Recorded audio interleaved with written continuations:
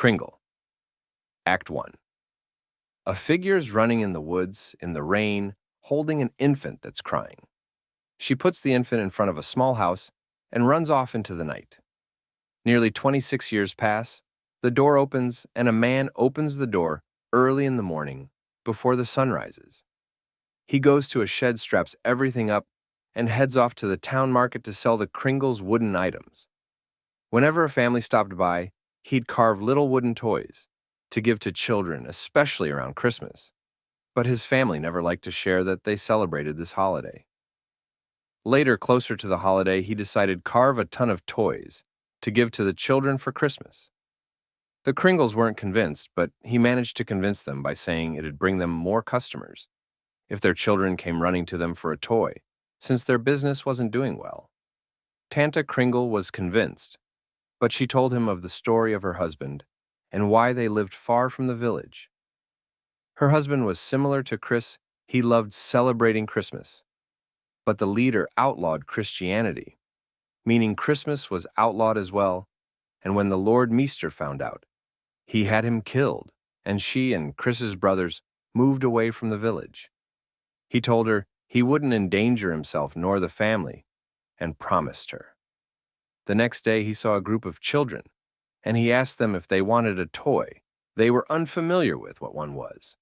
So he opened up their imaginations and pulled out a man and gave it to a boy, and told him the endless possibilities of what the little wooden man could be, and infinite stories. He did the same for a little girl, for a little wooden woman he made, and the children came flocking in around him. Each wanting a toy, he promised to return and give them more toys, if they promised to give to one another, like his family does, during the Christmas season. He returned to the market the next day. A child and his father walked past, and the child came to him and told him he gave away a toy. Kris congratulated the boy and gave him 2 toys, one to give away and another to keep. Across from him at the market was a man wearing an all-black cloak who told another man he was Christian, giving the children toys to spread their so-called Christmas holiday. The man ran away and alerted a guard. The man and the guard returned to the market, but by that time Kris had left and went home. The man told the guard, "I think Kringle was his name."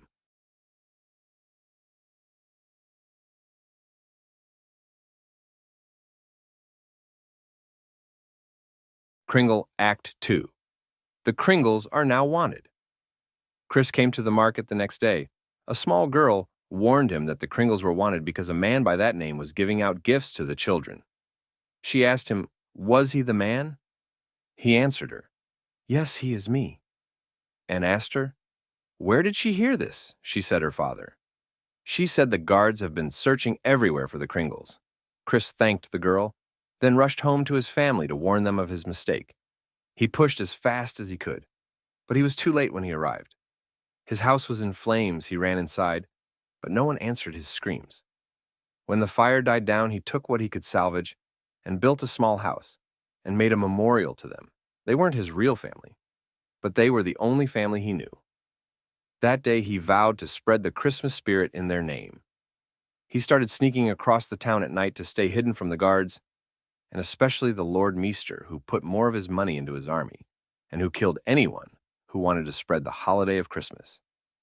He picked up small tricks and tactics to evade his enemies by using a sled drawn by deer to avoid his footprints in the snow and climbing down chimneys. He also humiliated the Lord Meester's army by defeating his guard and throwing their helmets in a tree. This was his last straw, angering him to a breaking point. He ordered that every child who received a gift from Kris Kringle be captured. If any family wished to keep their child, they were required to pay a high price, destroy the toys, and never speak of Christmas again. The children captured would be questioned on their knowledge of Kringle. Some refused to speak. He would torture them in front of the other children, and others who wouldn't tell him where they saw him would have much worse punishment. One night, Kris heard this from a young boy who was hiding in the dark. Afraid, he reassured the boy, and immediately went before the Lord Meester and ordered him to let the children go, and he'd turn himself in. He dropped his axe to show him he was serious. But the Lord told him he had to straighten them out and take the false beliefs out of them that Kris had put there. And with no deal, Kris promised to return and defeat his entire army, as well as him, and free the children and his people from his rule. Kringle. The final act. Kris went to his house and reinforced his sleigh and gathered a dozen deer to draw it into battle. He was going as one man again, an army of men severely outnumbered and outmatched, but if no man was willing to stand against him, he would have to step up himself. The next night the village was flooded with guards at every corner. Kris's deer launched into the air, bringing Kris and the sleigh with them, and he launched his axe at them and attacked them one by one and ran with his sleigh, jumping on and off to fight the guards. But they came at him in large numbers after they spotted him. He continued through the village to the Lord's castle. As he came closer, he saw a wall of soldiers who circled him, with no options and nothing to lose. He attacked him, but they fought back and pinned him to the ground and killed his deer and beat him with his sleigh until it broke.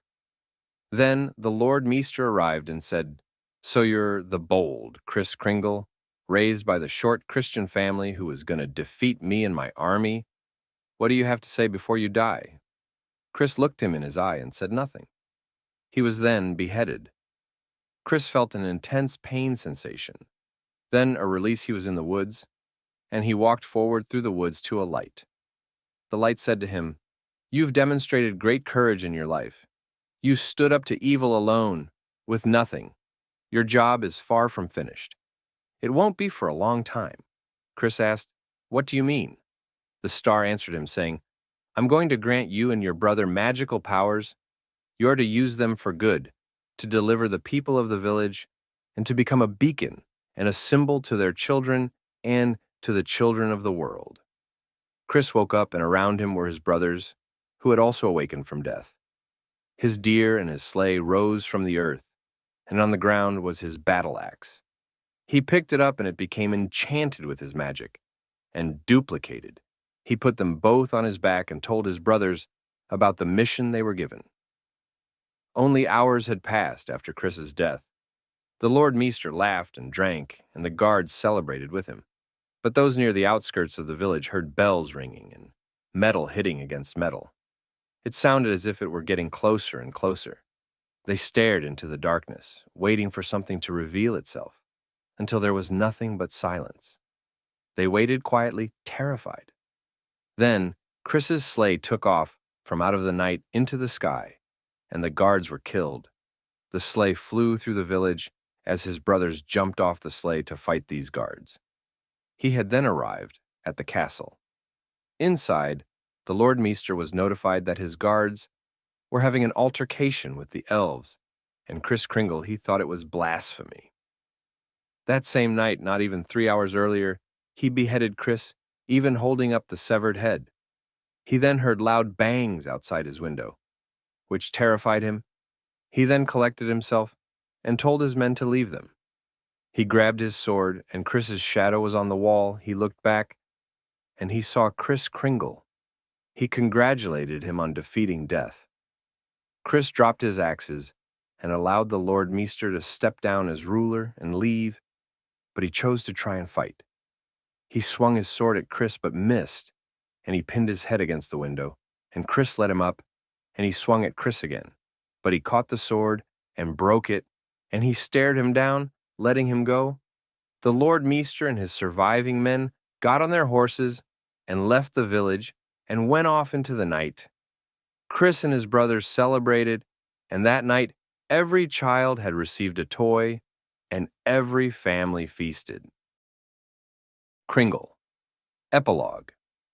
A new leader was elected at the beginning of the new year, one who had given his people more freedom and mandated Christmas be celebrated. In the wilderness, the Burgermeister and his men were dying of starvation and hypothermia. A man wearing a cloak touched them all, including the Burgermeister, and they appeared to shrivel up and die. Kris's brothers were going to begin to rebuild their old house, but he told them to stop, and they all gathered in his sleigh and flew off into the sky. Mid-credit. Kris and his brothers landed in the North Pole that night. His brothers were confused. They asked him, "Are you sure you know why we're in the North Pole?" He told them, "I'm positive." He then placed his hands on the ground, and the blizzard calmed and a large house formed from beneath the ice, and they walked inside. Post-credit. A deep voice yelled, "You told me you had this under control." The hooded man said, "My apologies, my master. I didn't know he was going to become a guardian." Silence. "Yes, my lord." The voice asked, "So, these humans you have for me, you want them resurrected because you think they can kill the one the spirits are calling the Klaus?" The man said, "Yes, they can be a great asset to our world order." The voice said, "You better be right, and if you fail me, you will not receive another chance from me."